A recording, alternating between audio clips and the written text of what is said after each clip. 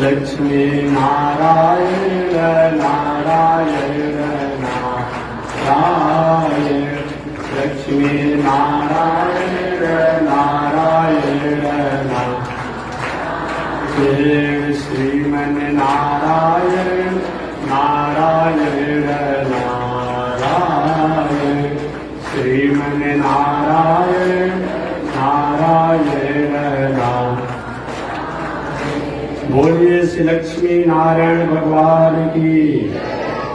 अनंताचार्य कृपया वेदांत द्वय पारगम रामकृष्णांग्रिसज भक्तम विश्वक्सेन मुनिं भजे।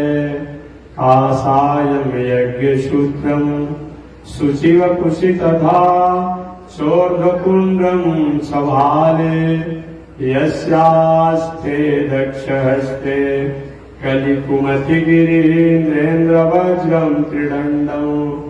संसाराग्नि प्रशान्त्यै मृतजलममलं दारुपात्रं पवित्रं। श्रीविश्वक्सेन सूर्य पदकमलयुगा श्रेयसे संश्रयामि। लक्ष्मीनाथ समारम्भा नाथयामुनिमध्यमा अस्मदाचार्यपर्यन्तां वन्दे गुरो परम्परा। नारायणाय विद्महे वासुदेवाय धीमहि तन्नो विष्णु प्रचोदयात्। महालक्ष्म्यै च विद्महे विष्णुपत्न्यै च धीमहि तन्नो लक्ष्मी प्रचोदयात्। तन्नो लक्ष्मी प्रचोदयात्। परमाराध्य श्री लक्ष्मी नारायण भगवान नित्य वंदनीय पूज्य गुरुदेव श्री त्रिदंडी स्वामी जी महाराज के जुगल चरणों में कोटिशः नमन। भगवत भागवत आचार्य कैंकर्य पारायण महानुभाव पावन भूमि पर पावन कथा को निवेदन किया जा रहा है। पावन कथा प्रसंग अंतर्गत नैमिषारण्य का पावन क्षेत्र है। 88,000 संत महात्मा लोग एकत्रित हुए हैं। 1000 वर्षों तक चलने वाला धार्मिक अनुष्ठान हो रहा है। वह नैमिषारण्य में व्यास जी के शिष्य रोमहर्षण सूत जी भी पहले से पहुंचे हुए हैं। कोई संत 10 दिन, 1 महीना, 2 महीना, 6 महीना, जैसी जिसकी अपनी दिनचर्या हो उस आयोजन में सम्मिलित होते, कथा सुनते, ध्यान करते, चिंतन करते, योग साधना में रहते, पुनः अपने आश्रम की तरफ लौट जाते। उसी कार्यक्रम में, उसी कड़ी में रोमहर्षण सिद्ध जी जो पहुंचे थे और दिनों के अनुसार कथा पंडाल में बैठे, ऋषियों की आग्रह पर शौनक ऋषि ने सूत जी को स्वागत किया, मंच पर बुलाया, व्यास गद्दी पर बैठाया। व्यास गद्दी पर बैठाने के बाद यथायोग्य व्यासपीठ की जो मर्यादाएं होती है उन मर्यादाओं का शौनक जी ने पालन किया और सूत जी से उन्होंने प्रश्न किया, जिज्ञासा किया। हमारे वेदांत दर्शन में प्रश्न को जिज्ञासा कहा गया है। जिज्ञासा में तत्वों को जानने की इच्छा होती है। आप प्रश्न में कभी कभी किसी को हराने जिताने की बात होती है। जिज्ञासा की है शौनक जी महाराज। अभी तो द्वापर युग समापन होने वाला है। जब ये कार्यक्रम नैमिषारण्य में चल रहा था, द्वापर युग समापन होने वाला था, कलयुग प्रारंभ होने वाला था। अभी तक कलयुग आ गया है कि महाराज द्वापर युग समाप्त होने वाला है, कलयुग प्रारंभ होने वाला है, अभी तो हो चुका है। ऐसे मानव के कल्याण के लिए सरल और सहज साधन क्या है? कौन ऐसा पूजा है, कौन ऐसा पाठ है, कौन ऐसा सिटी पकड़ रहा है, मेरे अंदर कुछ किए हो तो अच्छी करिए, उसको जो भी किए हो तो इधर उधर मत कीजिए, जितना कस्से करके ग्रह लीजिए, कम भी मत कीजिए और बेसी मत कीजिए। कौन ऐसा पूजा है, कौन ऐसा पाठ है, कौन ऐसा जग है जिसके द्वारा हानि पकड़ रहा है, ठीक कर दे करें, सुन करके ठीक करें। जो हम कम श्रम करें, कम धन का खर्च हो और हमें वही फल प्राप्त होना चाहिए जिस फल को बड़े बड़े साधक लोग बहुत दिनों तक साधना आराधना करने से प्राप्त करते हैं। क्योंकि काल व्याल मुख व्यास महाराज, ये हमारा आपका जीवन जो है बहुत चंचल है। कहा तो जाता है कि वायु बहुत चंचल है, मन बहुत चंचल है, लेकिन वायु को तो बस में कर लिया जाता है। आप जिस मोटरसाइकिल से आए होंगे, साइकिल से आए होंगे, फोर व्हीलर गाड़ी से आए होंगे, मशीन और यंत्रों के द्वारा वायु को बस में करके रखा गया है ना। आज दुनिया में जो भी कार्यक्रम हो रहा है, आज के हाईटेक युग में, लेटेस्ट हाईटेक युग में, इसमें वायु की कमाल है। क्या है? वो वायु की ही कमाल है, हवा की ही कमाल है। प्रेशर का मोटरसाइकिल आ गया, प्रेशर वाला फोर व्हीलर गाड़ी आ गया, प्रेशर के कारण ट्रेन चलती है, प्रेशर से बस चल रहा है, ट्रक चल रहा है, हेलीकॉप्टर चल रहा है, जहाज चल रहा है, अरे पानी का भी जहाज उसी चल रहा है। जो भी दुनिया में काम हो रहा है प्रेशर के कारण हो रहा है। लेकिन कभी कभी जहाज की यात्रा किए होंगे, जब तक प्रेशर नहीं बन पाता है तब तक जहाज रनिंग नहीं ले पाती है, देखे होंगे। तो प्रेशर का ऐसा युग हो गया है।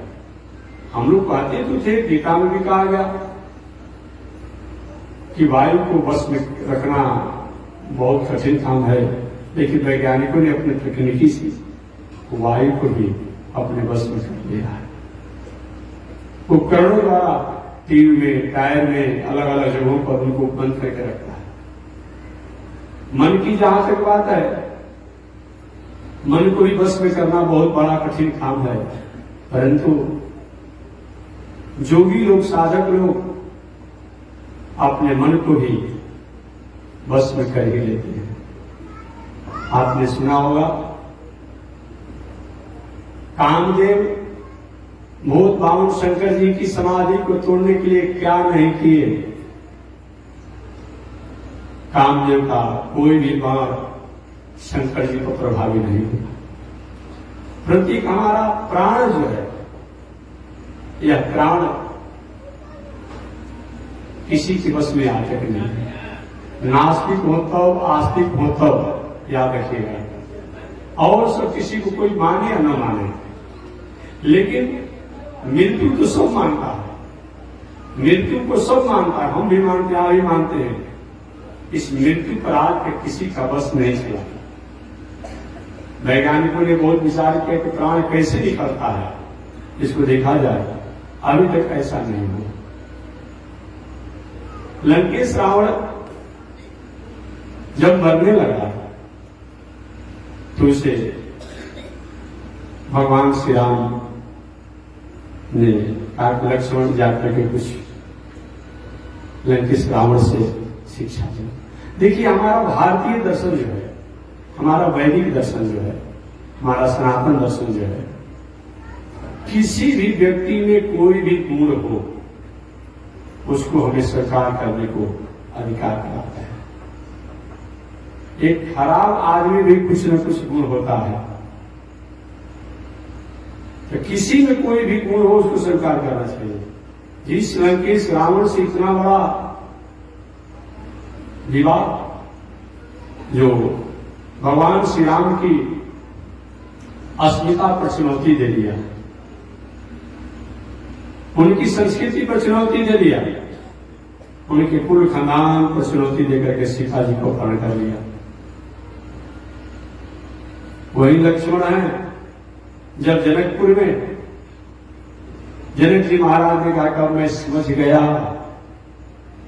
कि पृथ्वी जो है वीरों से खाली है, उसमें लक्ष्मण जी ने क्या कहा,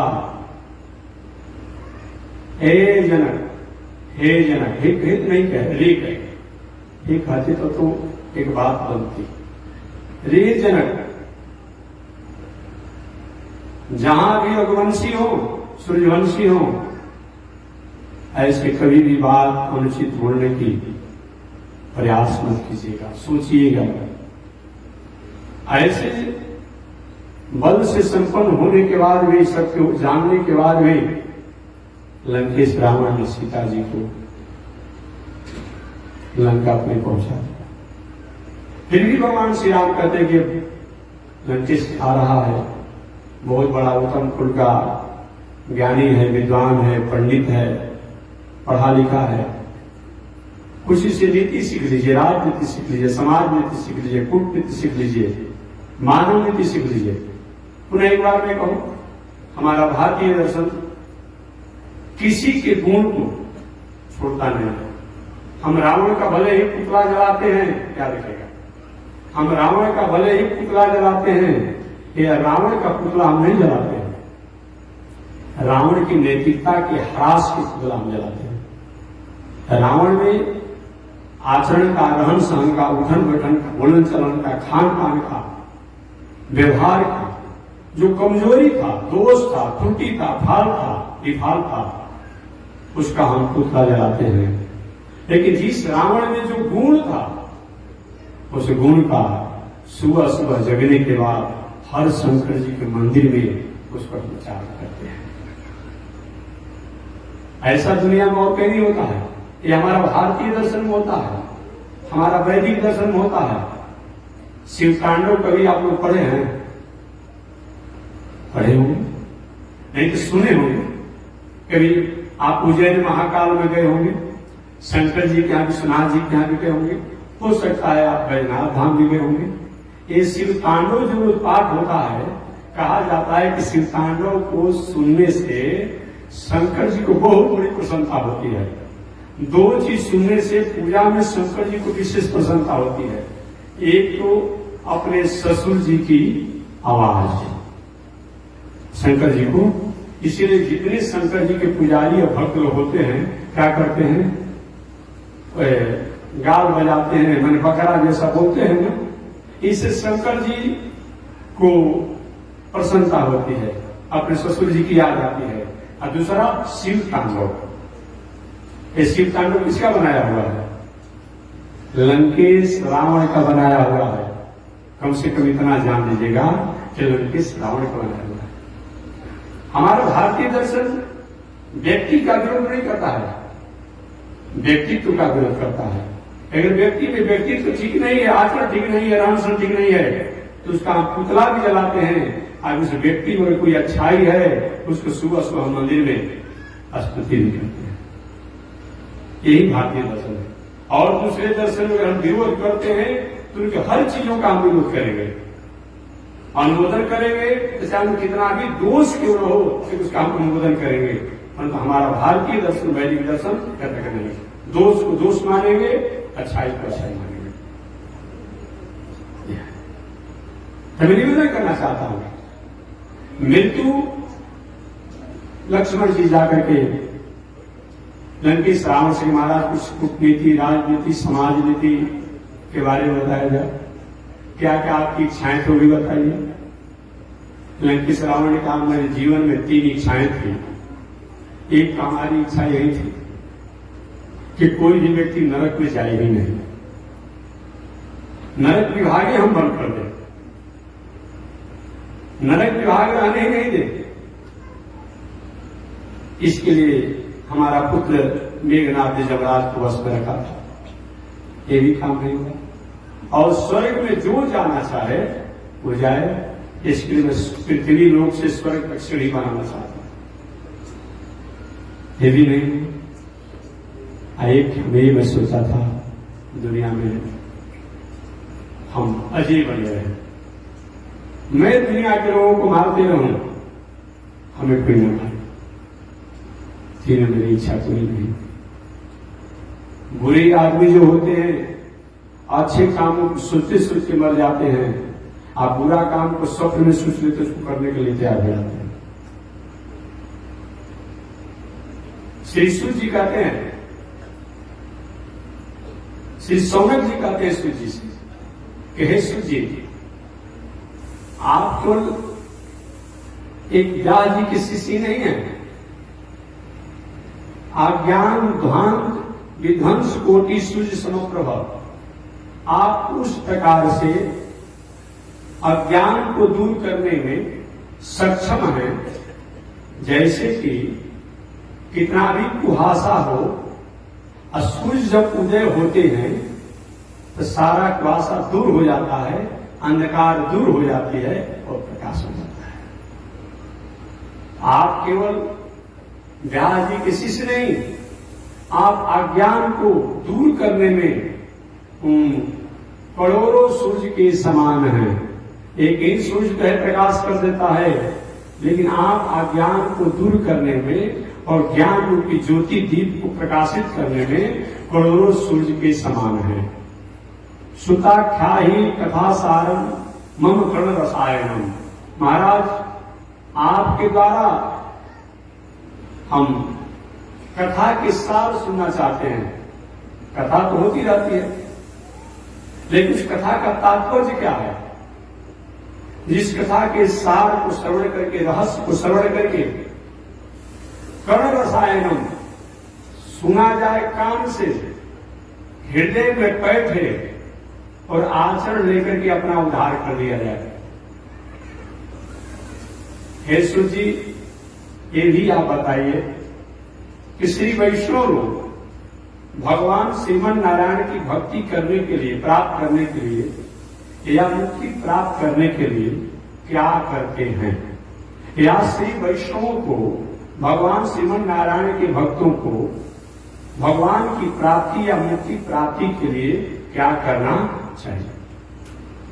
आगे कहते हैं, चिंतामणिर्लोक सुखम सुद्रुह स्वर्ग संपदम प्रयक्षति गुरु प्रीतो वैकुंठम जोगी दुर्लभम। आगे कहते हैं कि महाराज, इस संसार में किसी को चिंतामणि प्राप्त हो जाए, जो कि जो मांगा जाए वो दे दे, स्वर्ग का कल्प वृक्ष मिल जाए, जो कल्पना किया जाए वो पूरा हो जाए। चिंतामणि लोक सुखम, चिंतामणि के द्वारा हम संसार के सुखों को प्राप्त कर सकते हैं। सुदृढ़ स्वर्ग संपदम, और स्वर्ग में जो कल्प वृक्ष है, उस कल्प वृक्ष के द्वारा जो कामना करेंगे वो भी प्राप्त हो जाता है। लेकिन प्रयक्षति गुरु प्रीतो वैकुंठम जोगी दुर्लभम, परंतु अगर गुरु में प्रेम हो, गुरु की प्रसन्नता हो, इसके द्वारा जोगी लोग सबसे दुर्लभ जो है वैकुंठ, उस वैकुंठ और वैकुंठनाथ भगवान को भी प्राप्त कर लेते हैं। कल्प वृक्ष में ये शक्ति नहीं है कि भगवान के वैकुंठ को प्राप्त करा दे, मणि में ये शक्ति नहीं है जो भगवान तक हमें पहुंचा दे। लेकिन आप जैसे संतों का संगत हो जाए, सत्संग हो जाए, भक्ति हो जाए, तो निश्चित रूप में जीव प्राणी जो है उन भगवान को प्राप्त करता है। कालो व्यालो मुखग्रास, एक काल जो है हमेशा मुंह खोल करके बैठा हुआ है घर्षणे के लिए, परंतु श्रीमद् भागवत महापुराण भगवान की कथा को सुनने से, जैसे सुखदेव जी के पास काल रूपी सर्प आया, डसा भी, लेकिन भागवत रूपी कथा, भगवान की कथा को सुनने से क्या हुआ, पहले ही अपना आत्म कल्याण को प्राप्त किया।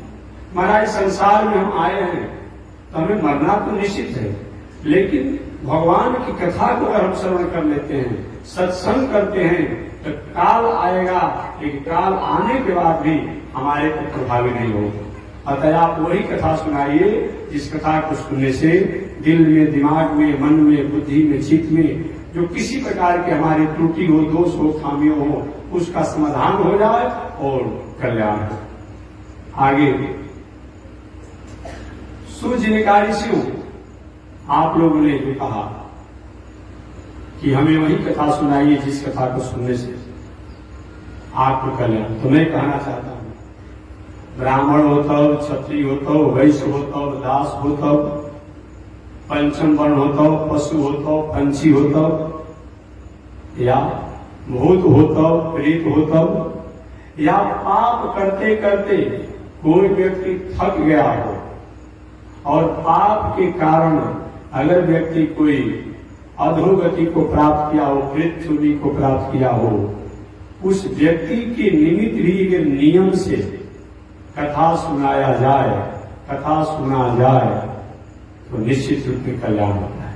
और मैं तो यहां पर कहना चाहूंगा ऋषियों कि अगर कोई व्यक्ति संसार में किसी विषम परिस्थितियों से, घोर संकट से, आपत्ति से, विपत्ति से जूझ रहा हो और उस परिस्थिति में भी भगवान की सत्संग किया जाए तो कहीं न कहीं उसका समाधान होता है।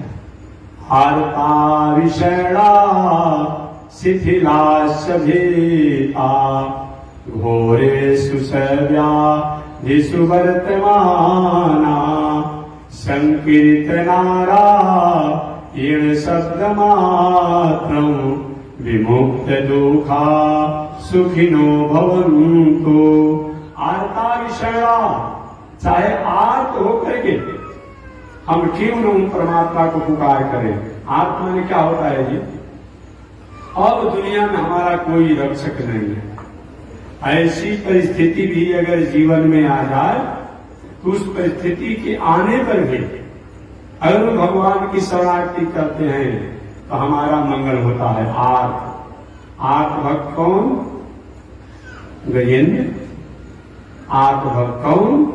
द्रौपदी।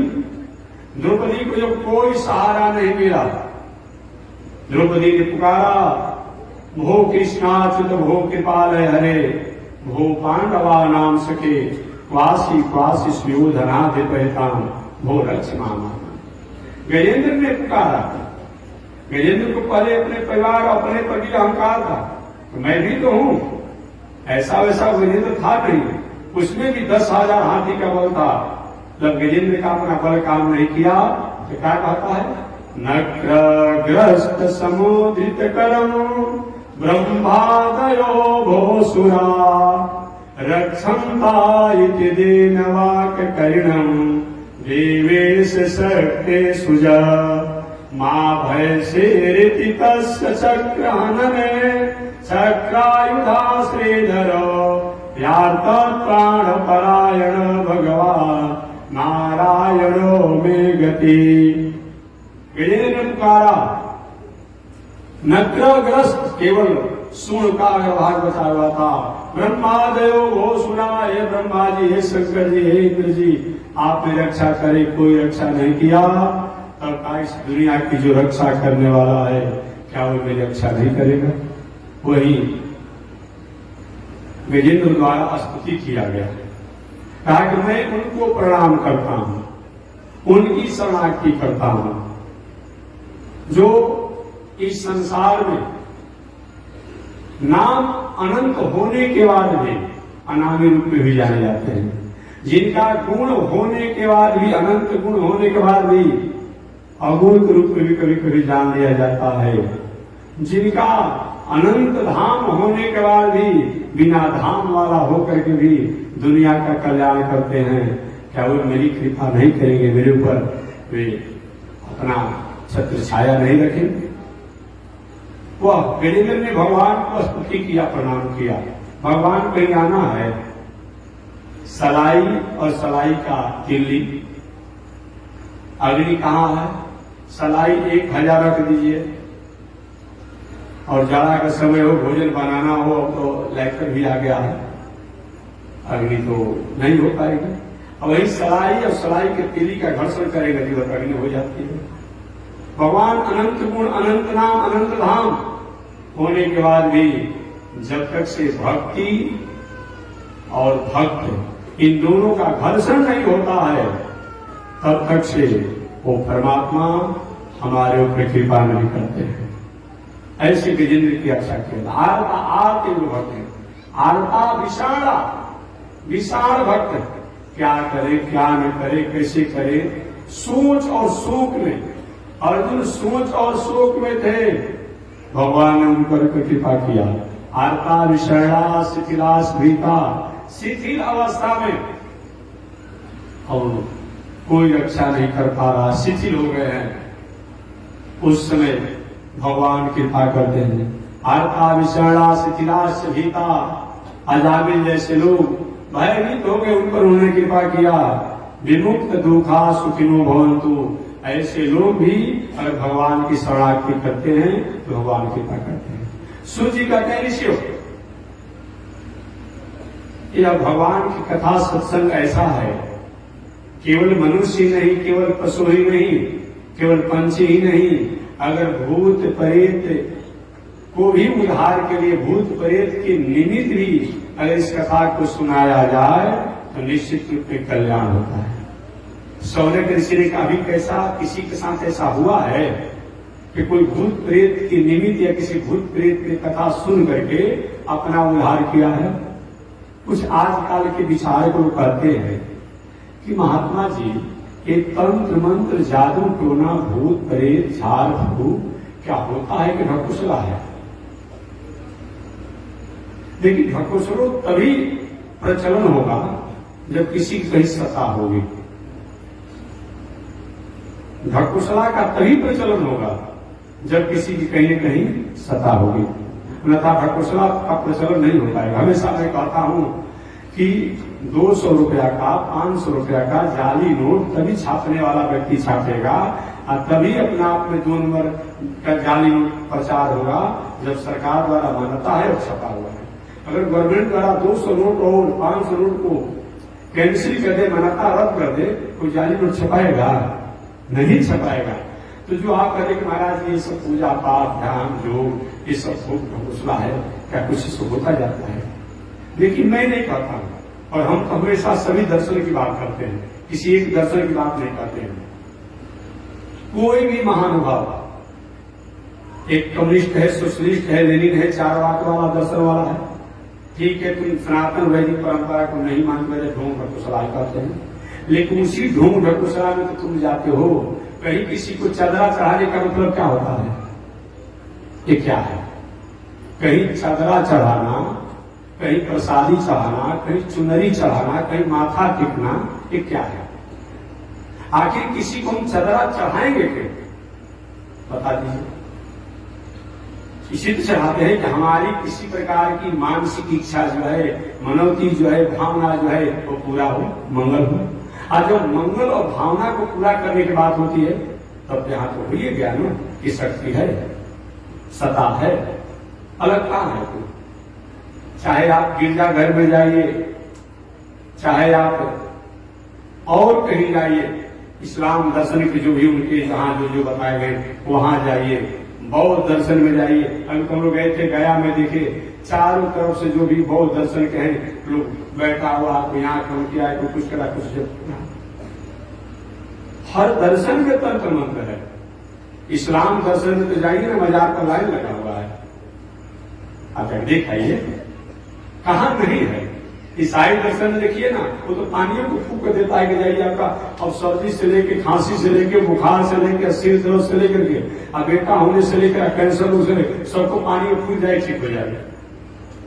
तो वो काम करता है। कहां नहीं है बताइए, कौन जगह नहीं है? लेकिन मैं निवेदन करना चाहूंगा, देखिए आप पूजा पाठ मंदिर में जाइए, तीर्थ व्रत कीजिए, गंगा स्नान कीजिए, संत महात्मा के कथा प्रसन्न कीजिए, परंतु रोग दुख होके ना तो जाकर के अच्छे अनुभवी डॉक्टर से जाकर के दिखा करके दवा खाइएगा।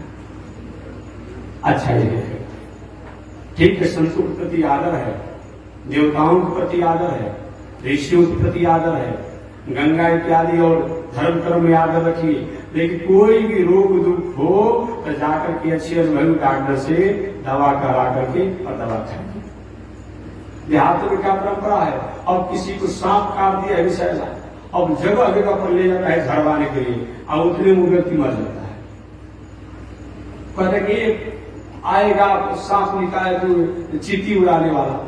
आज तक आप लोग जो भी 50 वर्ष को हो गए होंगे, 60 वर्ष को हो गए होंगे, या कुछ 75 वर्ष हो गए, कभी आपने देखा ऐसा 1000 लाखों में कहा जाता है चारों तरफ चींटी उड़ाने वाला क्या कहते हैं। इसीलिए मैं कहना चाहूंगा ऐसा कोई होता हो तो जेल ही हो तत्काल, सर्प ने काट दिया हो, मेडिकल साइंस कहता है कि थोड़ा सा जानकारी हो तो थोड़ा सा नया बने, ये पुराना नहीं तो और रोग हो जाएगा, उसको प्लस से क्रूस हल्का कर दीजिए, नहीं कि बस कर जाएगा और समस्या हो जाएगी कि खून बाहर में नहीं करेगा, कर दीजिए और उसको बांध दीजिए और तत्काल जितना जल्दी हो सके आप अच्छे डॉक्टर के यहाँ और अच्छा दवाई कराएंगे। एक पूजा इसलिए नहीं करना है, मंदिर से नहीं जाना है, जग कुर्बानी से नहीं करना है कि हमारा खेती व्यापार नौकरी अध्ययन व्यापन छोड़ करके आप उसी विश्वास में फंसे रहे। भगवान हमेशा हमें कर्म करने को कहते हैं, हमें कर्म करना है, गुरु कर्म मत। इतना सारे दुनिया के नियामक नियंता भगवान श्री कृष्ण होने के बाद भी और शत्रु जब उनके राज पर चढ़ाई करता तो बिल्कुल करते हैं। भगवान श्री राम चाहते तो अपने सत्य काल में सत्य संघर्ष से सीता जी को वापस बुला सकते थे, लेकिन उसके वो पुल बनाते हैं, लोगों ने सहायता लेते हैं। हम लोग का चाहते हैं और 5 साल मूल मंत्र का जप कर लिए, होता है कि जो चाहे बस इन पर तो हो जाता, ऐसा थोड़े होगा। ये सब हम पूजा करेंगे, पाठ करेंगे, जप करेंगे, दान करेंगे, तीर्थ करेंगे, व्रत करेंगे, सब करेंगे, हमारी संस्कृति है, हमारा मौलिक अधिकार बनता है, हमारा संस्कार है। लेकिन हम व्यवहारिक दुनिया के काम व्यवहारिक दुनिया के अनुसार ही करेंगे। यही धर्म है, यही मानवता है, यही मसला है। तो मैं निवेदन करना चाहता हूं कि कोई व्यक्ति पाप करते करते मर करके प्रेत बन गया हो, उसके निमित्त ही अगर कथा सुना जाए, सुनाया जाए तो उस व्यक्ति का उद्धार होता है। सौनक जी ने कहा ऐसा कभी हुआ है? हुआ तो महाराज बताइए उस घटना को। तो वही सूर्य जी महाराज कथा सुनाना शुरू किए। एक ऋषि को सुनिए। इसके साथ साथ कोई व्यक्ति कहीं अपने चंचलता में हो और चंचलता के कारण या किसी काल के कारण, किसी अवस्था के कारण, किसी संक्रमण के कारण हम और हमारे परिवार या कोई अगर कहीं किसी प्रकार से अस्वस्थ हो गया हो, अस्थिर हो गया हो, उसके लिए भी अगर हम कथा सत्संग करते हैं तो निश्चित रूप में मंगल होता है। आगे सूर्य जी ने कहा महाराज इस कथा को एक समय नारद जी भक्ति के पुत्र ज्ञान वैराग को सुना करके अस्वस्थ कर दिए। सौनक ने कहा ऋषिवर सूर्य जी बहुत बात तो हमारे हृदय में बैठ गई, लेकिन एक बात अभी नहीं बैठ रही है कि नारद जी जैसा घुमक्कड़ संत है और वे कथा सुने। महाराज ये कैसे हुआ, इसको आप विस्तार से बताइए। तो वही सूर्य महाराज विस्तार से इस कथा को बताते हैं। कहते हैं कि एक बार नारद जी घूमते घूमते घूमते हुए बद्रिकाश्रम में पहुंचे और बद्रिकाश्रम में जब पहुंचे तो बद्रिकाश्रम में जाने के बाद नारद जी की मुलाकात अपने बड़े भैया सनक सनंदन सनातन सनत कुमार से हुआ। चारों भाई नारद जी को देखकर की प्रथम बार ऐसी घटना से आश्चर्य में हो गए। सनक सनंदन सनातन सनत कुमार ने कहा कि हे भैया नारद, आज आप उदास लग रहे हैं। महाराज दुनिया में उदास लोगों को, रोने वाले लोगों को आपके दर्शन करने से हंसने लगता है और आज तुम आप उदास हैं। जिनका नाम ही नारद है। नारद नारद ज्ञानम ददाति इति नारद, जो ज्ञान को देखकर के अज्ञान को दूर करने को नारद कहते हैं। नारद अज्ञानम खंडयति नारद, नार अज्ञान को ही कहा जाता है जो अज्ञान को दूर करे, खंडन करे, उसका भी नारद है। और नारद है, नारद जिनकी जुक्ति जुगाड़ उपाय कहीं कभी रद्द नहीं होता हो, उनका भी नाम नारद। आपने महाराज स्वयं आप उदास क्यों हैं? नारद ने कहा भैया अगर आप लोगों ने पूछ दिया तो सुन लीजिए, मैं आप लोगों को बता रहा हूं। मैंने दुनिया में घूमने के लिए एक बार इच्छा बनाया। हमेशा तीर्थ यात्रा कभी न कभी करना चाहिए। तीर्थ यात्रा से हमें अनुभव होता है। क्या करिएगा, घर पर बेटा बेटी नाती थोड़ा सा नाक लगा दिया, किसी कारण से थोड़ा सा अनुशासन भी है। अब आप नाराज हो गए, मेरा अपमान हो गया, अब हम घर में रहकर क्या करेंगे? हमारा बेटा ने हमको हाथ पकड़ लिया। अरे आप ही का बेटा है, आपके गुड़ में या पैर में एक फोड़ा हो जाता है, क्या करते हैं? दवा करा करके उसको रखते हैं ना। तो आपका बेटा द्वारा, परिवार द्वारा कुछ हो गया तो सही है, नहीं सहेंगे। अब लोग अपमान मान लेता है। यात्रा में जा रहे हैं, ट्रेन की यात्रा है, बस की यात्रा है, कहीं भीड़ हो स्टेशन पर, साधारण में कुली जो है सामान लेकर के ट्रेन में घुसा हुआ खड़े हैं, इतने जोर से झटका देकर धक्का मारा हो बदल यहाँ से, ट्रेन के ट्रेन टूटना है तो वहां पर लेट किया हुआ है, आपको धक्का देकर भीतर घुस जाता है। कभी आप कहते हैं कि हमारा अपमान हो गया, कुली ने ढकेल करके आपको इधर उधर कर दिया, आप उसका अपमान नहीं मानते हैं। आप बेटा थोड़ा सा कुछ बोल दिया कहते हमारा अपमान हो गया। घूमने से हमें अनुभव होता है कि हम कितने में हैं। कई 5-10 लाख रुपए की गाड़ी खरीद कर चलते हैं तो होता है, जब चलते हैं तो देखते हैं कि कोई गली चढ़ाई नहीं दे रहा है। अब ऐसे ऐसी गाड़ी रोड पर जो घूमी तो हजारों चल रही है, काहे का अहंकार कर रहे हैं? क्यों अहंकार कर रहे हैं? एक घर बना दिए तो अहंकार करते हैं, अब ऐसा से कितना अपार्टमेंट बना हुआ बड़े बड़े राजधानियों में, काहे का अहंकार करते हैं? इसलिए संसार में घूमने से, समाज में रहने से हमें अनुभव होता है। और जीवन में कोई विषम परिस्थितियां आती है, उस पर धैर्य धारण करने की हमें स्थिति आती है। एक विचार करने से नारद जी कहते भैया आपने पूछा कि दुख का कारण उदास क्यों है, तो मैं एक बार इच्छा बनाया पूरी दुनिया में पृथ्वी हमारी कर्मभूमि है, तो पृथ्वी को कर्मभूमि समझकर मैं घूमने लगा। और घूमते घूमते मैं हर जगह घूमा। श्रीरंगम कहते हैं, मैं घूमते घूमते श्रीरंगम गया, रामेश्वरम गया, बाला तिरुपति जी गया, और घूमते हुए पुष्कर गया, प्रयाग गया, काशी गया, नासिक गया, हरिद्वार गया, कुरुक्षेत्र गया, फिर भी कहीं हमें शांति नहीं मिली। नारद कहते हैं मैं हर तीर्थों में घूमा लेकिन कहीं भी हमें शांति नहीं मिली। अच्छा, सनक सनंदन सनातन संत माने गए नारद जी, ऐसा क्यों? एक इसका कारण यह है कि तीर्थों में अपराधियों ने, नास्तिकों ने, भ्रष्टाचारियों ने, कुकर्मियों ने अपना जमौड़ा बना लिया है। 2-4-10 को मर्डर करके जा रहा है, कुकर्म करके जा रहा है, दाढ़ी मुंह से बढ़ा करके साधु बन करके वहां मठ को दखल किया हुआ है। इस संत महात्मा साधु का चीज होता है, दखल किया है दूसरा, इसीलिए तीर्थों में शांति नहीं मिली। सोचिए कि चले संत महात्माओं के आश्रम पर चले, तो संत महात्माओं के आश्रम पर जब गए तो वहां भी एक विडंबना है, ये साड़ी कहां सूख रहा है, ये साड़ी कहां सूख रहा है, तो ये सन्यासी बाबा के यहाँ। अब सन्यासी जी साड़ी सूख रहा है, ये लड़का किसका रो रहा है, तो ब्रह्मचारी बाबा के। अरे ब्रह्मचारी बाबा, ये वैभव कहां है, तो त्यागी बाबा के। ये हल्ला कहां हो रहा है, तो मौनी बाबा के।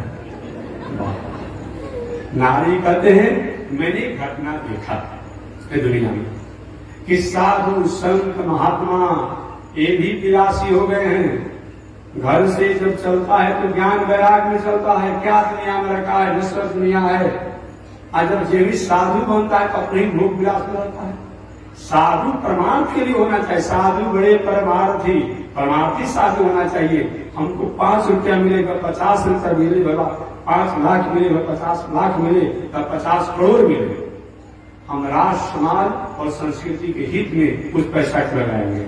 इसके लिए हमको कोई दे रहा है, हम कोई नहीं दे रहा है। रोज हर 15 दिन पर 1 महीना पर हम लग्जरी गाड़ी बदलते रहे, कपड़ा बदलते रहे और सब करते रहे, इसलिए थोड़ी कोई हमको दे रहा है। लेकिन आज यही है, नारद जी कहते हैं कि मैं संत महात्माओं के आश्रम को गया कि चलो वहां पर कम से कम शांति मिले। तीर्थों में तो अपराधियों द्वारा सभी आश्रम में जमौड़ा कर दिया है, वहां शांति नहीं मिली, तो चले कम से कम संतों के आश्रम पर। और संतों के आश्रम पर गया तो वहां भी जो है संत जो है विलासी हो गए हैं, पाखंडी हो गए हैं, और कोई धर्म कर्म से बहुत स्थिति नहीं है। चल सोचे कि चलो तब गृहस्थ के यहाँ चले, गृहस्थ के यहाँ तो आनंद होगा। नारद जी कहे कि मैं जब ही गृहस्थ के यहाँ गए तो वहां तो पति पत्नी में ही महाभारत छिड़ा हुआ है। पति पत्नी जीवन के रथ के पहिए होते हैं, लेकिन स्त्री पुरुष में आपस में कलह है, दोनों को आपस में पट नहीं रहा है। तरुणी प्रभुता के हे श्याल को बुद्धिदायक, घर में नई नवेली स्त्री जो है, ज्योति स्त्री जो है, उन्हीं का घर में वर्चस्व है। बूढ़ बुजुर्ग जो स्त्रियां हैं, पुरुष जो है, उनका आदर सत्कार नहीं है। तरुणी प्रभुता के श्याल को बुद्धिदायक, और साला साहब सलाहकार हो गए हैं। देखिए बाहर को नौकरी करता है, 1 दिन का छुट्टी है तो माता पिता से फोन से बात कर लिया जाएगा, लेकिन कहीं 1 दिन के लिए आएगा ना तो साला साहब के यहाँ जरूर जाएंगे कि उसे मिलना है। श्याल को बुद्धिदायक, साला साहब सलाहकार हो गए हैं, और घर में युवती स्त्रियां जो है उन्हीं का शासन चल रहा है। जो बूढ़ बुजुर्ग स्त्रियां और पुरुष हैं उनका मान सम्मान नहीं है। नारद जी कहते हैं ये मैंने देखा। आगे कहते नारद जी, मैं तीर्थों में, मंदिरों में और धार्मिकों का जमौरा देखा कि जहाँ तीर्थ है, मंदिर है, अच्छे लोगों को रहना चाहिए, और वहां अधार्मिक लोग जो है वही अपना जमौरा जमाया हुआ है। नारद भैया इस प्रकार मैंने कलयुग का कौतूहल हर जगह देखा। कहते आगे मैं पृथ्वी पर विचरण करते करते सोचा कि चलो भगवान की लीला भूमि वृंदावन है, ब्रज है, मथुरा है, वहां चला गया। कहते कि मैं वहां ब्रज में गया, वृंदावन में गया। अब वृंदावन में मैं जब घूमने लगा तो वहां तो भक्ति का संचार है, भक्ति करते हुए लोगों को देखा गया। आज भी देखिए हम लोग अयोध्या में भी रहते हैं, वृंदावन में भी किसी किसी को जाने का मौका मिला होगा। आज भी वृंदावन में भक्ति थोड़ा संचालित है। आज भी हमको तो कभी कभी बहुत अच्छा लगता है, मैं देखते रहता हूँ। कभी कभी छोटे छोटे हमारे देश के लोग है, छोटे छोटे विदेशी भी जो आता है, अगर हमारी वैदिक परंपरा करना चाहता है, वो चाहे समझे या न समझे कि राम कौन है, कृष्ण कौन है, राधा कौन है, रुक्मिणी कौन है, वृंदावन क्या है, यहाँ क्या हुआ, भले कुछ कभी जानता हो, लेकिन देखते हैं कि 5 वर्ष का लड़का है, धोती या कुर्ता पहना हुआ है, माला लेकर के श्री कृष्ण करता है, हरे राम करता है, इससे राधे राधे करते रहता है। तो भक्ति का आज भी वृंदावन में है, आज भी है। वहां भी थोड़ा सा कुछ तो बदलाव हुआ है, लेकिन आज भी और जगहों से वृंदावन में भक्ति है। नारद कहते भैया मैं वृंदावन में गया, वृंदावन में भक्ति का संसार था। मैं घूमते घूमते यमुना जी के तट पर गया तो एक बहुत बड़ा आश्चर्य देखा। नारद कहते हैं आश्चर्य था कि युवती स्त्री, एक जवान स्त्री, भले ही उसका उम्र जितना भी हो, भले ही उसका उम्र जितना हो, लेकिन देखने में मालूम पड़ता है कि वह लगभग 25 वर्ष से कम ही उम्र की है। ज्योति तो 16 वर्ष को ही कहा जाता है, लेकिन हमने अपनी तरफ से बता दिया कि 25 वर्ष के भीतर ही है। ऐसे ज्योति विशेष करके 16 वर्ष को लगभग को ज्योति या युवा कहा जाता है। तो 25 वर्ष से भीतर गया था, एक युवती स्त्री रो रही है और उसके सामने दो बूढ़, भले उनका उम्र जितना हो, दो बूढ़ अचेत अवस्था में उसके सामने मृत शैया पर पड़े हुए हैं। मात्र उनका श्वास ही चल रहा है, बाकी मृतक के समान ही पड़े हुए हैं और तब उनका लगा हुआ है। और उस युवती के चारों तरफ से और युवतियां घेर करके उसे दृढ़ास और विश्वास दे रही है कि बहन, जो भी कष्ट और दुख होता हो, इसको धैर्य से धारण करना चाहिए। नारद जी कहा कि मैं हैरान हो गया, क्या सच की बात है। बार बार उस युवती हे पुत्र, हा पुत्र, हे पुत्र, हा पुत्र। क्या भगवान श्री कृष्ण अपने गोलोक धाम चले गए तो इस आपत्ति विपत्ति को देखने के लिए ही छोड़कर चले गए? ऐसी आपत्ति विपत्ति उनको अगर देना ही था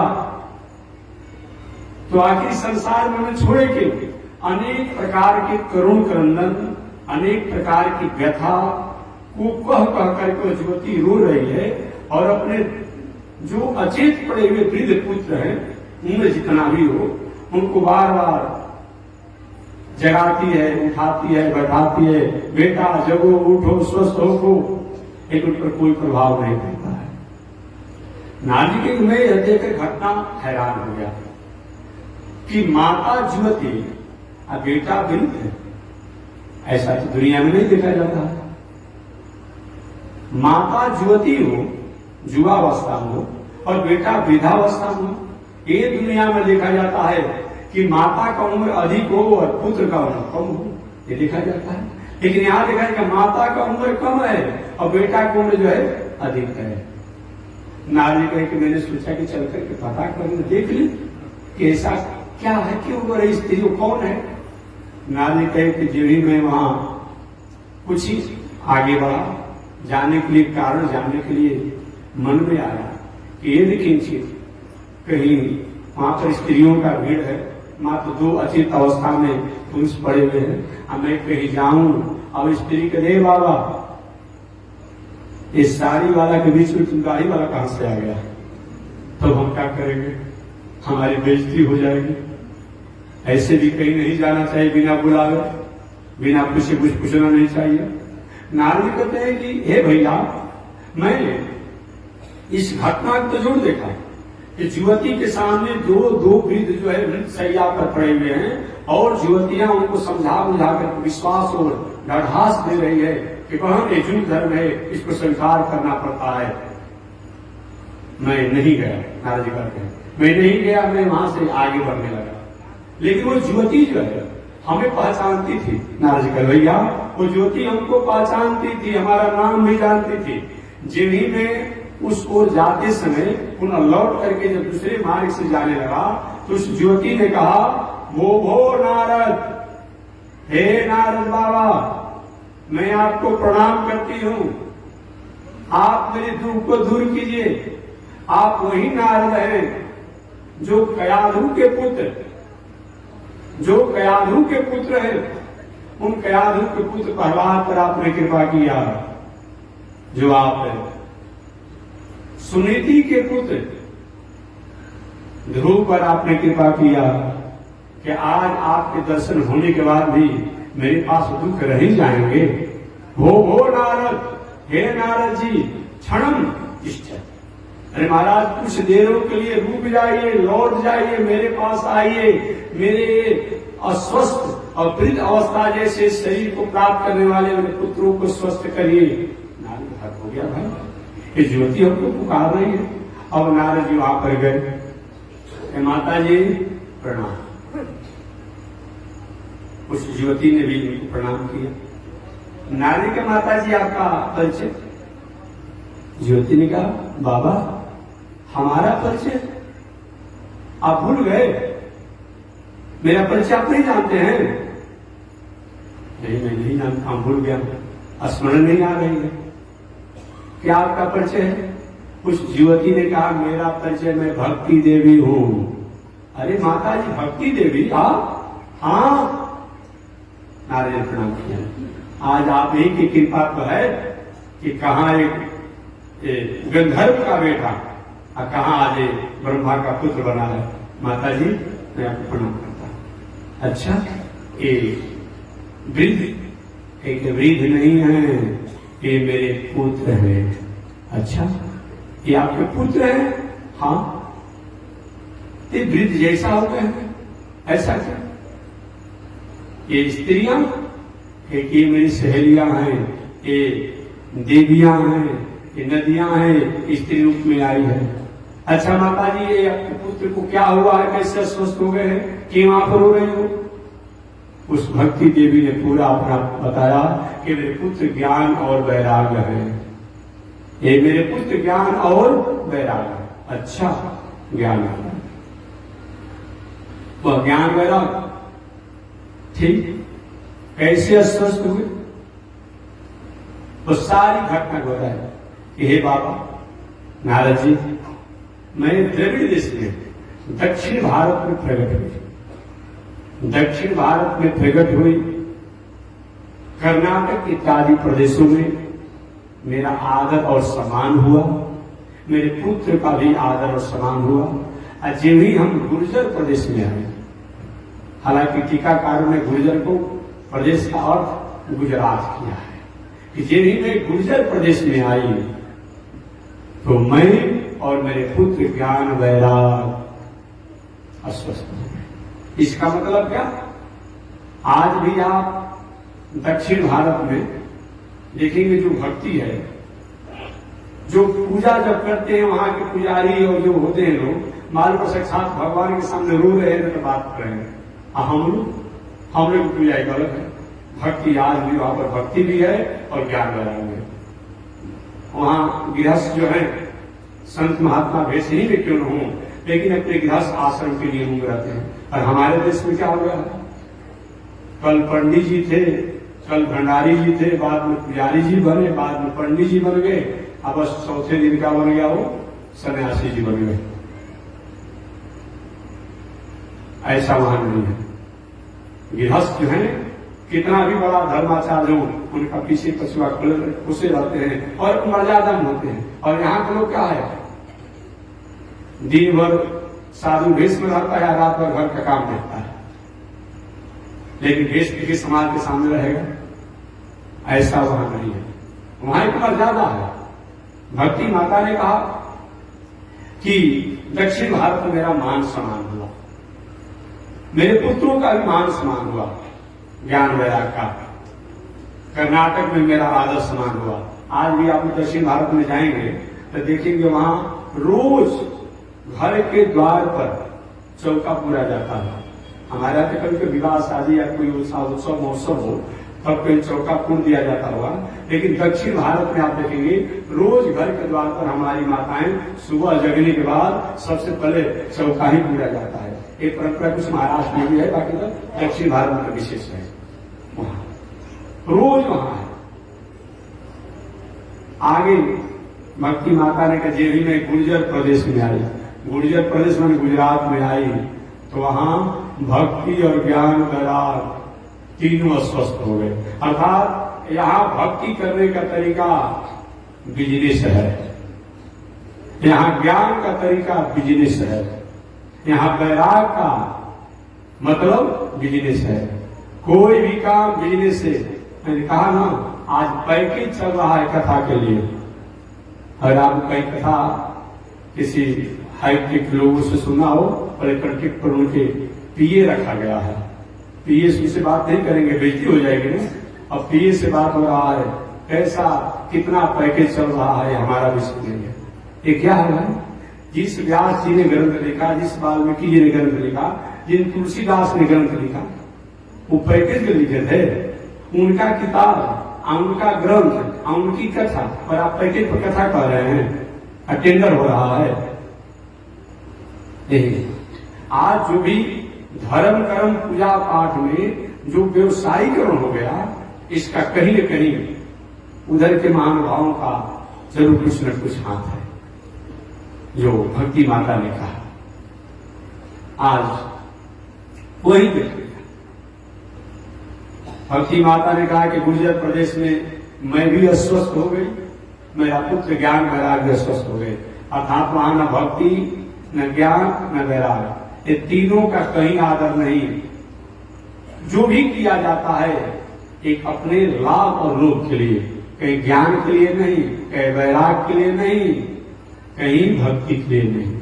आज यही हो रहा, अभी कल परसों से किसी व्यक्ति कह रहा, महाराज बहुत से ऐसे लोग हैं, अब 5 किलो आटा का रोटी बनाएगा, 3 किलो 4 किलो आलू का सब्जी बना करके 2-2 गो फारी, 1 गो रोटी, 1 गो बिस्कुट का डिब्बा छोटा छोटा देगा, 5 गो 10 किलो का देगा। अब फोटो खींच करके डाला जाता है और उसके नाम पर लाखों लाखों रुपया लिया जा रहा है। ये क्या है? ये क्या है? यही सेवा है, यही सेवा है, यही है। गाय के नाम पर होतव, विद्यार्थी के नाम पर होतव, वृद्धाश्रम के नाम पर होतव। हम सेवा करें तो अच्छी बात है, हम सेवा करें तो अच्छी बात है। 100 वृद्ध माताओं को सेवा हो रहा है, हजारों माताओं के नाम पर वृद्धाश्रम में पैसा लिया जा रहा है। 500 गाय की सेवा हो रही है, अब 5000 गाय के नाम पर अपना आप उसका लिया जा रहा है। ये क्या है? ऐसा अगर हो रहा है जिस पे विचार होना चाहिए। हम करेंगे तो कोई हमें देगा, लेकिन आज जो चल रहा है, जो व्यवसायीकरण हो गया, जो व्यवसायीकरण हो गया धर्म में, भक्ति में, ज्ञान में, वैराग में, नारे कहते, ये भक्ति माता ने कहा कि मैंने देखा। आगे मैंने सोचा चलो वृंदावन भगवान की भूमि है, वहां चला जाए। और वहां भक्ति माता ने कहा कि मैं इसी वृंदावन में आई, तो वृंदावन में मैं आई और मेरे पुत्र भी किसी तरह स्वस्थ अवस्था में उनको मैं लेकर के आई। यहां तो मैं स्वस्थ हो गई, भक्ति माता कहती है। वृंदावन में मैं तो स्वस्थ हो गई, लेकिन मेरे पुत्र ज्ञान वैराग का यहाँ कोई ग्राहक नहीं है। ये यहाँ पर अचेत पड़े हुए हैं, इनका कोई यहाँ पर ग्राहक नहीं है। इसीलिए यही मेरे पुत्र हैं। बाबा नारद जी, आप चाहेंगे तो मेरे पुत्रों को स्वस्थ कर सकते हैं। नारद ने वेद का पाठ किया, उपनिषद का पाठ किया। वेद पाठे मुहुर्मुहुः, बार बार वेद का पाठ किया, उपनिषद का पाठ किया, गीता का पाठ किया, विष्णु सहस्त्रनाम का पाठ किया। जब वेद शास्त्र के पाठ करते तो भक्ति के पुत्र ज्ञान वैराग थोड़ा स्वस्थ हो जाता, बैठ जाता। आज ये भी कुछ देर बाद जैसे कोई व्यक्ति को मूर्छा हो जाए, उन्हें गिर जाते हैं। इसका कहने का तात्पर्य है, जब हम वेद पढ़ते हैं तो होता है क्या है? अपना है नित्यो नित्यानाम चेतन चेतना नाम एको बहुनाम, उन ब्रह्म की बात आती है। जब शास्त्रों को पढ़ते हैं, क्या इस दुनिया में अपना है? सब तो नश्वर है। आज ये किताब को संपूर्ण करते हैं, बस वही अहंकार, वही ईगो आ जाता है। यही कहने का तात्पर्य है। नारद जी जब वेद इतिहास पुराण का पाठ करते तो ज्ञान वैराग कुछ चित अवस्था में हो जाते, और जे भी जब पाठ को समाप्त करते पुनः गिर जाते। नारद जी ने सारी विद्या का प्रयोग कर दिया, लेकिन वो बालक स्वस्थ नहीं हो पाए, भक्ति के पुत्र ज्ञान का। आगे नारद जी के भैया मैं हैरान हो गया, आश्चर्य हो गया कि आज तक मैं जिसको छू दिया वो व्यक्ति का मंगल हो गया, अब मैंने सारा अपने विद्या का प्रयोग कर दिया, अब फिर भी ये भक्ति के पुत्र ज्ञान वैराग स्वस्थ नहीं हुए। आकाशवाणी हुआ, हे नारद बाबा, आप कोई सत्कर्म करें, जब तक सत्कर्म नहीं करेंगे तब तक से भक्ति के पुत्र ज्ञान वैराग स्वस्थ नहीं होंगे। नारद जी के आकाशवाणी भी हैरान कर दिया, आश्चर्य कर दिया।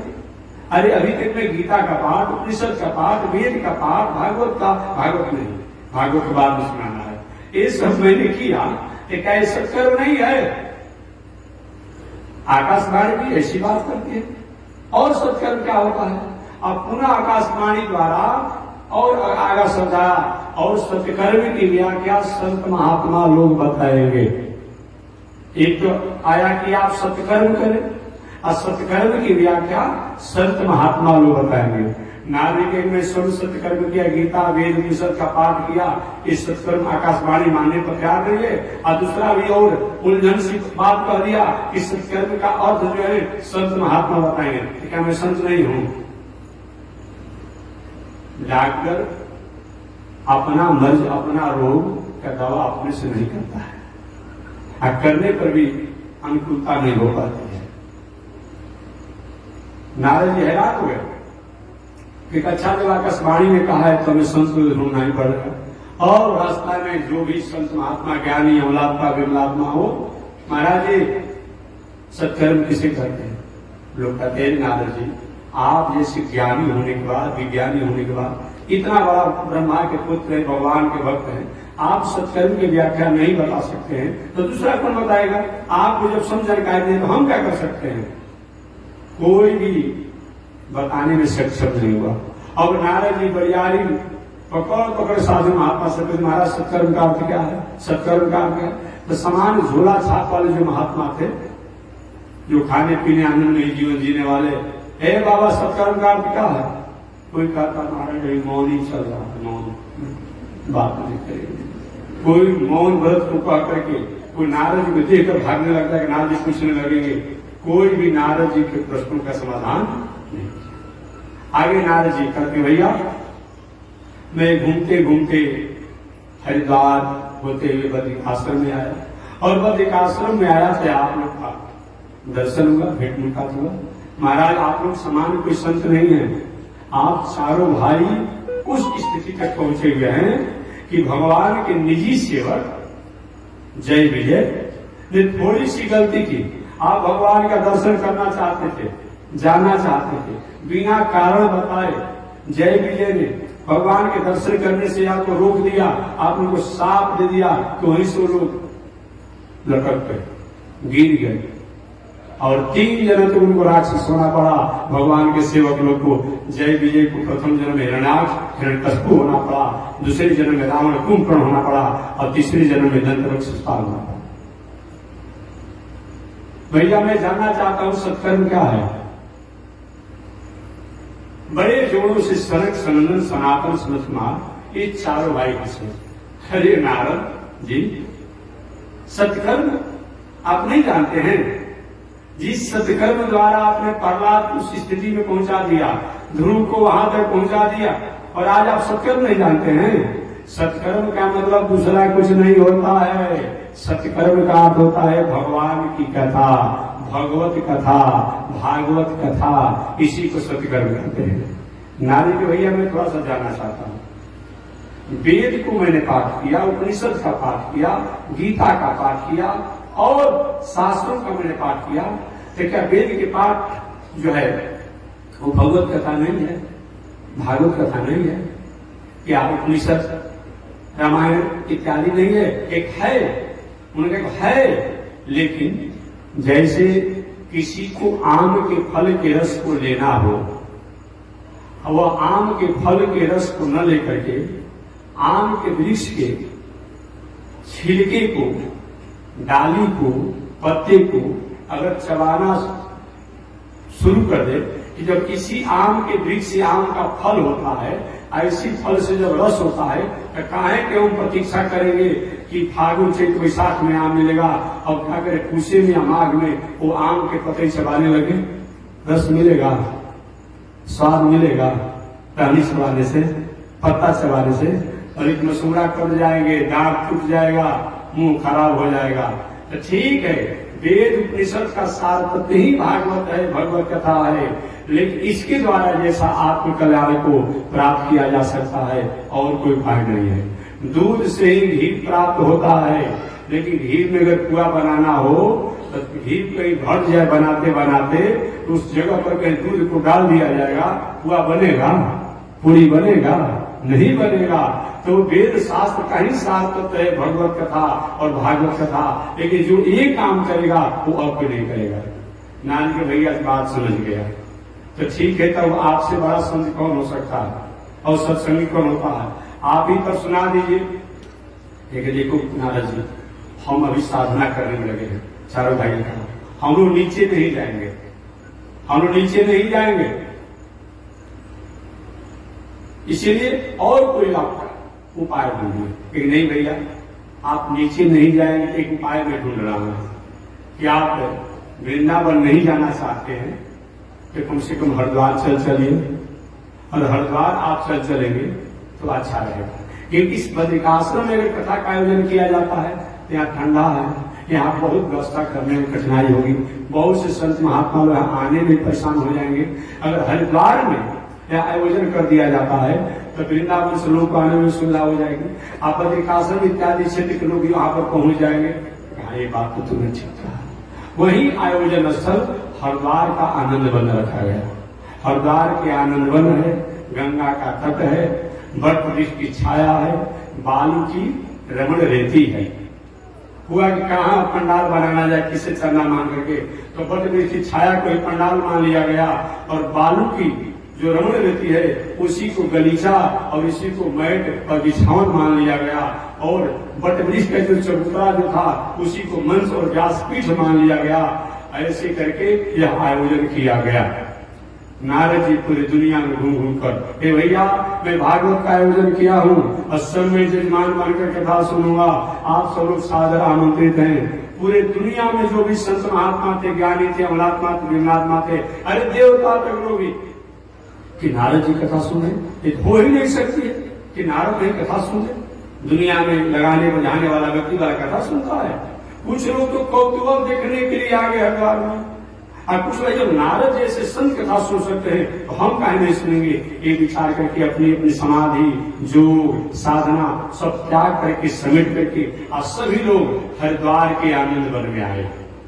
और हरिद्वार के आनंद वन में आए तो पूरा गंगा का तट जो है संत महात्मा ऋषियों से खचाखच भर गया, पूरा भर गया।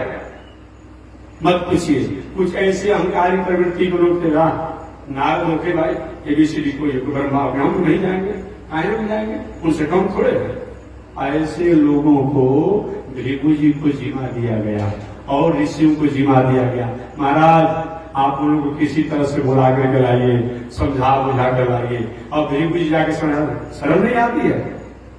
भगवान क्या भक्त बने हो, भगवान कितनी बड़ी कथा सुनाने वाले सनातन संत कुमार आ रहे हो, चलिए।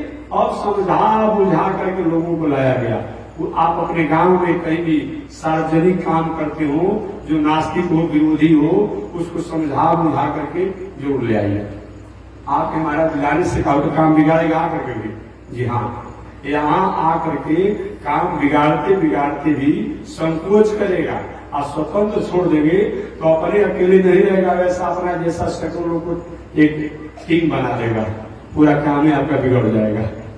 इसलिए कभी भी कोई गांव में सार्वजनिक कोई भी काम, अगर मंदिर बनाते हो, जग करते हो, कुछ भी काम करते हो, जो विरोधी हो उसको छोड़िए मत।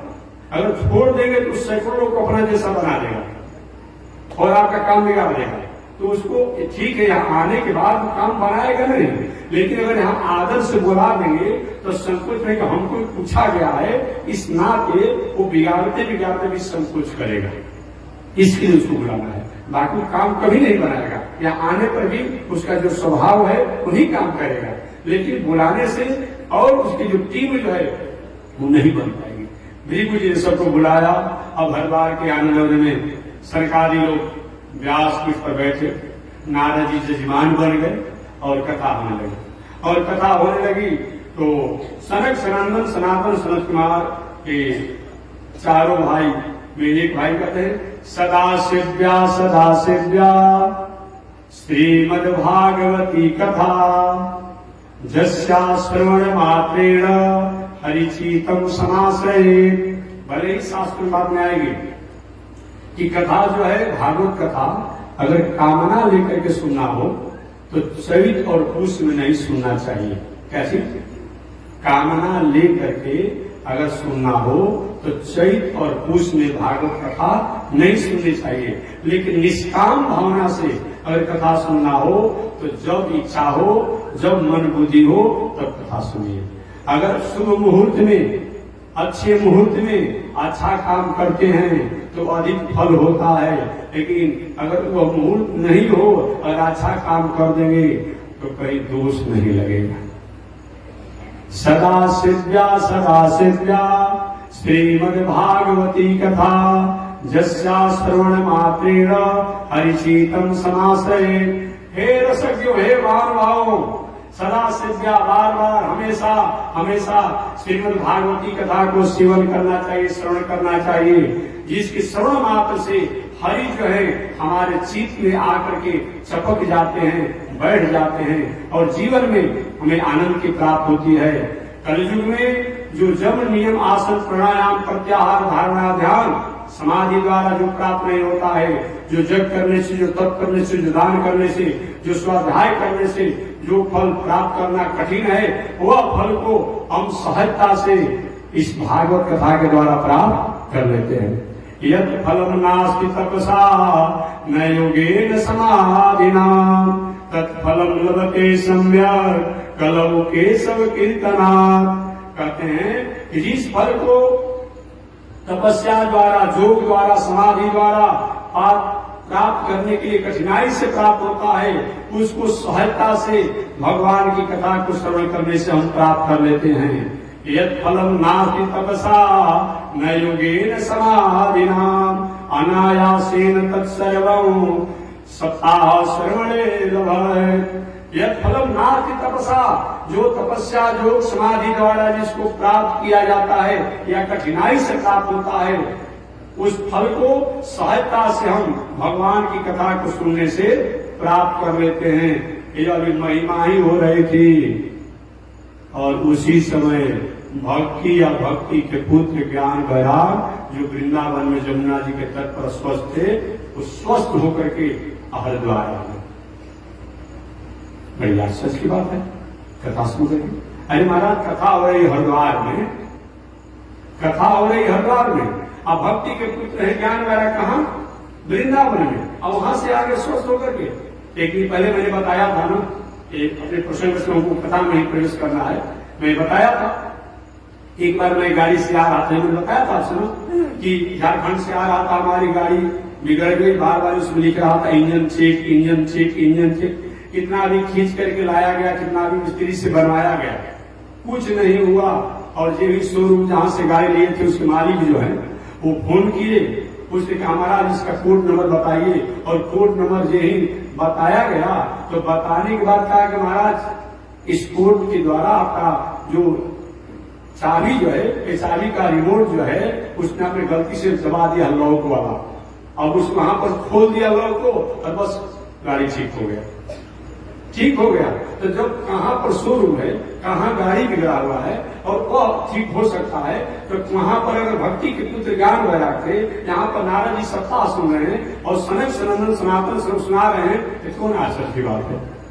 और ये भागवत कभी सुनने में अभी तो मात्र महिमा हो रही है, और इसी के भक्ति के पुत्र ज्ञान वैराग स्वस्थ होकर के अपनी माता के साथ और भी भक्ति के जो सहेलियां थी सब वो हरिद्वार के आनंद वन में आकर के, और जहाँ कथा हो रही थी उसी के बीच में श्री कृष्ण गोविंद हरे मुरारे हे नाथ नारायण वासुदेव। कोई कोई मुरारी शब्द कहता है, हालांकि अगर व्याकरण से कहा जाएगा तो मुरारी शब्द में थोड़ी सी त्रुटियां होती है, तो मुरारे शब्द होगा। श्री कृष्ण गोविंद हरे मुरारे हे नाथ नारायण वासुदेव, लेकिन भावना में लोग मुरारी शब्द कह देते हैं, लेकिन मुरारे शब्द होगा। तो ऐसे कीर्तन करते हुए और सबके बीच में आकर के कीर्तन करने लगे। लेकिन कीर्तन करने का, भजन करने का, गायन करने का आज की परंपरा नहीं है, ये अनादिकाल की परंपरा है। कुछ संत महात्मा ठीक है हम कथा प्रवचन में भजन गायन नहीं कराते, इसलिए नहीं कराते हैं कि हमको कथा ही इतना कहने में समय लग जाता है कि गायन करने वाले बेचारे को मौका कहाँ मिलेगा। बाकी हम इसका आदर करते हैं, सम्मान करते हैं, मानते हैं कि जो भी कथा कहने वाले हमारे महानुभाव कथा व्यास हैं, अगर कहीं भजन गायन इत्यादि होता है उपयुक्त और मर्यादित, तो कोई आपत्ति नहीं, क्योंकि ये भजन भी दूसरा कुछ नहीं है, साम वेद है। एक बात और मैं कहूंगा, जब साम वेद है तो साम वेद कहा जाता है भजन भाव इत्यादि को। इस साम वेद का गायन में थोड़ी सी अश्लीलता नहीं होनी चाहिए। जो आज अश्लीलता कथा प्रवचन के अवसर पर भी लोग इसको परोस दे रहा है, ये नहीं होना चाहिए। बाकी तो समय समय पर कथा प्रारंभ समय, आरती के समय, मध्य में भी एक दूसरे जैसा प्रसंग हो, भगवान का जन्म हो और महोत्सव हो, विवाह महोत्सव हो, इत्यादि अवसर पर अगर कहीं भजन गा दिया जाए और अंत में आरती के समय गा दिया जाए, कोई आपत्ति नहीं, लेकिन भजन ही प्रधान हो जाए और कथा गौण हो जाए, ये बात ठीक नहीं है। बाकी तो होना चाहिए। और समझिए कि भक्ति के पुत्र ज्ञान वैराग वही आए और भक्ति माता श्री कृष्ण गोविंद हरे मुरारे हे नाथ नारायण वासुदेव। अब इसी को लेकर आजकल कुछ कथा व्यास लोग कथा में और खड़ा होकर न चलाता है स्त्रियों से। मैं माताओं से मैं उनको सुझाव दूंगा, मेरा अधिकार तो होता नहीं है, कहीं भी आप जाए, लेकिन आज जो ये वितंडा हो गया है कि अब तुरंत एक कथा व्याज की है, बस स्त्रियां सैकड़ों हजारों स्त्री नाचना शुरू कर देती है। नहीं, ऐसा मत कीजिए। आप आनंद में हैं तो बैठ करके और बढ़िया से आनंद में भजन को गाइए। लेकिन जो आप देखिए कि हमारा विषय नहीं है, अगर स्त्रियां, बालिकाएं, युवतियां कहीं खड़े होकर के कहीं भक्ति में भजन करते समय गायन करती है, नृत्य करती है, तो थोड़ा सा कथा का माहौल और जो लोग जो है उनकी चंचलता हो जाती है उनकी स्थितियों पर, ऐसा कि भक्ति में कहीं चंचलता न आवे, इस ज्ञान में चंचलता न आवे, इस संस्कृति में चंचलता न आवे। बैठ करके आप अपने आप में आनंद में गाते रहिए। लेकिन जो खड़ा होकर जो अब 5 मिनट में खड़ा होकर नाचना, 5 मिनट में, कुछ लोग तो 100-200 लोग को तैयारी किया होगा कि जब होगा तुरंत नाचेगी तो बैठ जाए और उसको देख कर हजारों नाच करते हैं। ऐसा नहीं है। भक्ति देवी द्वारा हुआ और जो स्वस्थ हुए उसकी आनंद में उसने किया ना, अब उसी को देखा देखिए हम करेंगे। ईमान को करें कि भक्ति देवी और नाच सकती है, उनके पुत्र ज्ञान वैराग जब नाच सकते हैं, उनकी सहेलियां जब नाच सकती है, तो हम काहे नाचेंगे? नहीं, एक काम मैं नहीं करूंगा, एक काम आप नहीं करेंगे। इसीलिए मैं निवेदन करना चाहूंगा, भाई तो कोई मानने वाला है नहीं भाई, सबकी अपनी एक प्रणाली होती है अपनी व्यवस्था की, लेकिन ऐसा अगर न हो तो हमारे संस्कृति का अच्छा की मर्यादा का कारण होगा। आप कथा में जाइए, भजन भाव हो रहा है व्यास जी द्वारा, आप बैठे बैठे ताली बजाते हुए मधुर आवाज में और उस गायन करिए, आनंद ही आनंद है। अब तो नया युग चल गया है, अब कथा कहने वाला कथा व्यास भी मन से नाचना शुरू कर दिया है।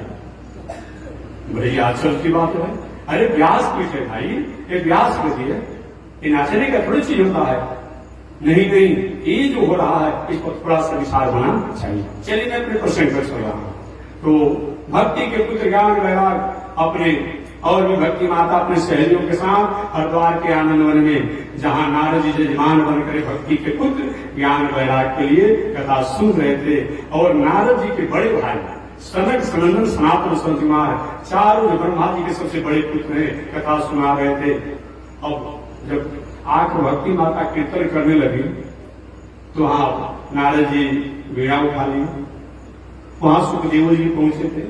सुखदेव जी को उनको गाना बजाने आता नहीं है। जय हो बलिहारी हो, जय हो बलिहारी हो, यही कह रहे थे। मैंने जो इंद्र जो है अपना मृदंग उठा लिया, मैंने जो जैसा था इसने अपना करताल उठा लिया, और सब लोग श्री कृष्ण गोविंद हरे मुरारे हे नाथ नारायण वासुदेव, इस प्रकार से इतने लोग भक्ति सुतौतौ तरणों गृहीत्वा प्रेमैक रूपा सहसा विरासित श्री कृष्ण गोविंद हरे मुरारे, यहाँ भी मुरारे से दिया है, हरे मुरारे नाथेति नामानि मुहुर्बल, यही और कह करके लोग कीर्तन शुरू कर दिया। जब कीर्तन समाप्त हुआ तो भक्ति माता ने कहा, हमारे लिए कहाँ बैठने का जगह है? कैसे हमारी माताएं एक साइड में बैठी है, हमारे पुरुष लोग एक साइड में बैठे हैं। अच्छा लग रहा है, अच्छा लग रहा है। माताएं अपनी मर्यादा में, पुरुष वर्ग अपनी मर्यादा में, अच्छा लग रहा है। भक्ति माता ने कहा कि हमारे लिए कहाँ बैठने की व्यवस्था है, कहाँ व्यवस्था है? अब सब आश्चर्य हो गए। नारदो जी को विश्वास नहीं था कि सही में भक्ति के पुत्र ज्ञान वैराग के निमित्त अगर कथा सुनाया जाएगा तो भक्ति के पुत्र ज्ञान वैराग स्वस्थ होकर आ जाएंगे, अब भक्ति देवी आ जाएगी। और सनक सनंदन सनातन सनत कुमार, ये भी नहीं एक दिमाग में उनको बात था, ये भी विश्वास नहीं था कि भक्ति के पुत्र स्वस्थ होकर के यहाँ आ जाएंगे, स्वस्थ हो जाएंगे, लेकिन यहाँ आ जाएंगे ये नहीं था। अगर ऐसा होता तो उनके लिए कहीं न कहीं जगह जरूर रखा गया होता। सबके लिए अलग अलग जगह रखा गया था। संतों की अलग, सन्यासियों की अलग, ब्रह्मचारियों की अलग, स्त्रियों की अलग, पुरुषों की अलग, व्यवसायियों की अलग, विद्वानों की अलग, सबकी अलग अलग व्यवस्था किया गया था। व्यवस्था होता है। और सब लोग एक दूसरे को मुंह देखने लगे कि कहाँ रखा जाए। अंत में सरकारियों ने कहा कि हे देवी, आपने पूछा कि मैं कहाँ रहूं, तो आपको रहने का मैं जगह बता रहा हूं। प्रभु बताया जाए, सकल भुवन मध्य निर्धनास्ते धन्या निमसति हृदय जैसा श्री हरे भक्ति रेखा हरिरत निज लोकम सर्वथा को विहाय प्रविशति हृदय केसा भक्ति सूत्रोपनद। हे भक्ति माता, आपने रहने की बात कहा, एक सीमित जगह पर से आपको रहने से दुनिया का कल्याण होने वाला नहीं है। सकल भुवन मध्य, एक पूरे दुनिया में 14 भुवन में, तीनों लोक में, सकल भुवन मध्य निर्धनास्ते धन्या, उन निर्धनों, वह निर्धन धन्य है, वह निर्धन धन्य है जो निर्धनास्ते धन्या, वह निर्धन धन्य है निवसते तेषाम, जो कि अवगुण के निर्धन है, अनीति, अन्याय, अधर्म, अत्याचार, पापाचार, कुकर्म, व्यभिचार के निर्धन है। ऐसे निर्धनों के हृदय में तुम्हारा वास हो, जो भक्ति, सदाचार, परमार्थ, दया, सरलता, सहजता, कोमलता के जो धनी हो, और जो दुराचार, अत्याचार, पापाचार के निर्धन हो, ऐसे उन निर्धनों के जो भक्ति से जिनका हृदय आनंदित हो, निवसते जैसाम हरि भक्ति रेखा, जो भगवान की भक्ति करने में ही जिनका एकमात्र है और उनके पास और कुछ नहीं है, ऐसे वो भगवान के भक्तों के हृदय में आपका निवास हो। उसी दिन से भक्ति माता हृदय में निवास करने लगी और उनके पुत्र ज्ञान वैराग निवास करने लगे। इस प्रकार आगे पूरी कथा को सनक सनंदन सनातन सनत कुमार ने भक्ति देवी के पुत्र ज्ञान वैराग के निमित्त नारद जी के जजमान स्वरूप में पूरा भागवत सुनाया। और भागवत सुनकर के भक्ति तो अपने को कृत हुई ही, ज्ञान वैराग स्वस्थ हुए ही, भक्ति के सहेलियां भी आनंद को प्राप्त किया। और उस दिन से भक्ति माता के भले भगवान अलग अलग युगों में अपने लोकों में चले जाएंगे, लेकिन मैं तो भक्तों के हृदय में वास करूंगा। इसलिए भगवान श्री कृष्ण जब जाने लगे तो उद्धव जी से कहे, उद्धव मेरे जाने के बाद मेरा शरीर 4 स्थानों पर रहेगा।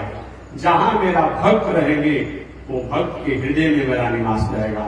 भागवत ग्रंथ जो है साक्षात मेरा स्वरूप होगा। अब बद्री नारायण भगवान का मंदिर और मूर्ति जो है साक्षात मेरा स्वरूप होगा। और जहां जहां मेरा धाम होगा, चाहे अयोध्या हो, बक्सर हो, और जहां जहां मेरा धाम होगा वो अभी मेरा वहां निवास होगा। जहां मेरी कथा होगी वहां भी मेरा निवास होगा। इस प्रकार ऐसे श्रीमद् भागवत महापुराण को ये सनकादियों ने सुनाया, नारद जी ने सुना और सभी संत महात्मा ऋषि सुने। सब लोग कथा को सुन करके जय घोष करते हुए और धन्य धन्य करते हुए, धन्य है नारद जो आपने ऐसा मौका प्राप्त कराया, इतने विरक्त सनकादियों द्वारा कथा सुनाया, तो आपको धन्यवाद है। और सब लोग अपने अपने आसन होंगे। इन पावन कथा को सुनाने के बाद श्री सूत जी कहते हैं कि हे सौनक ऋषि जी, इतना ही नहीं, ये भागवत कथा की महिमा है कि प्रेतात्मा धुंधकारी को भी, धुंधकारी के भाई गोकर्ण ने सुना करके और आत्म कल्याण प्राप्त कराया। महाराज वो धुंधकारी कौन था, गोकर्ण कौन थे, कैसी कथा सुने, इस कथा को आप विस्तार से बताइए। तो कल इस कथा को मैं निवेदन करूंगा कि धुंधकारी के भाई गोकर्ण ने कथा सुनाकर धुंधकारी प्रेतात्मा को कैसे उद्धार किया, शेष चर्चा अगले दिन आज इसी के साथ बांध दिया। श्रीमन नारायण लक्ष्मी नारायण श्रीमन नारायण लक्ष्मी श्रीमन नारायण नारायण नारायण श्रीमन नारायण नारायण। बोलिए श्री लक्ष्मी नारायण भगवान की। हरि ओम। शांति शांति शांति।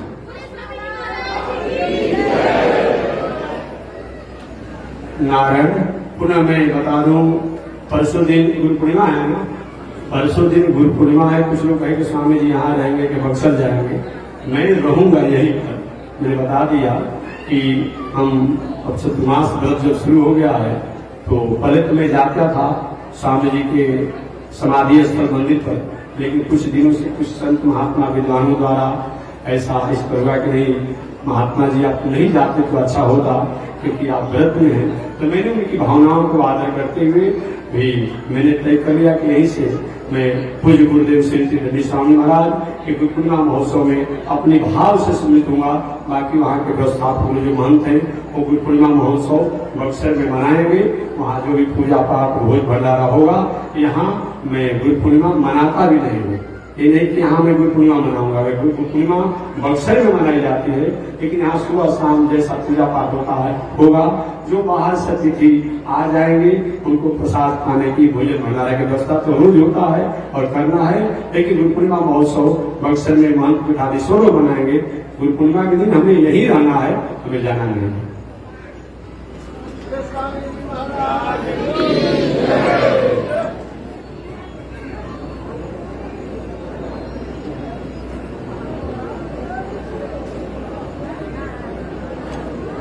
ओम चंद्रमा मनसो जात चक्षो सूर्यो जायत रोत्राद्वायुष प्राण समुखादिविरजायत श्रीश्वते लक्ष्मी सुभद्रया भवरात्रे पार्श्वे निषत्राणि रूपम स्वयं व्याप्तम विश्वे निकाला मोमयी खाण सर्वलोकम मयी खाण। लक्ष्मी नारायण भगवान की। विश्व जगदाता श्री दंडी स्वामी जी महाराज की। हरि ओम। शांति शांति शांति।